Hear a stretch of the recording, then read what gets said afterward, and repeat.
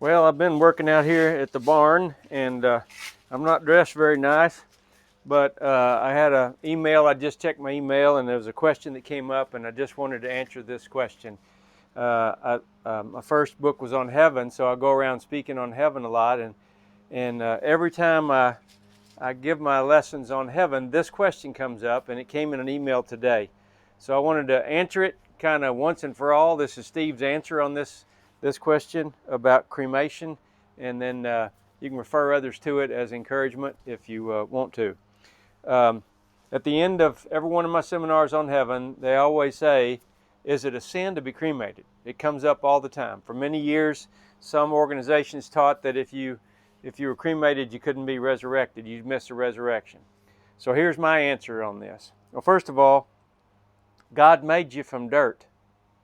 So I think He can make you back from ashes, no problem. He's God. Secondly, some Christians have died in fires. Does that mean they're going to miss the resurrection? No, I don't think so. I think God can handle that. It's no problem. It even says the sea is going to give up its dead. And so some people, I've even had a friend that was eaten by sharks. And, God can put that back together. So those pieces are coming back together. God is able to do that. He made you from dirt. He can fix us when we're broke. He can put us back together if we've been burned up in a fire. We're not going to miss the resurrection because of any of those things. It doesn't matter. In fact, the other thing I always say is, I'm a tightwad, and it's a whole lot cheaper to be cremated than it is to be buried. I'd rather give the money to a church or a Christian camp or a Christian organization than to put it in a box and a hole in the ground. And so that's my take on it. Now, I want you to know I told that one night, just like that, the answer I just gave you at a seminar.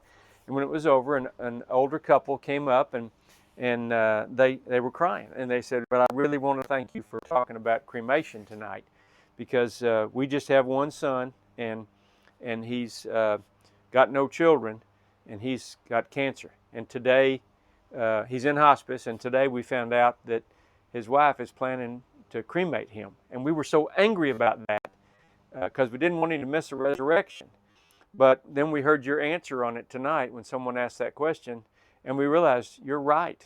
It doesn't matter." And a couple of hours later, they were holding their son's hand as he passed away. So God's timing is always perfect. They got the answer and gave them comfort right before they needed it. So keep praying, because prayer works. God loves you, and I love you.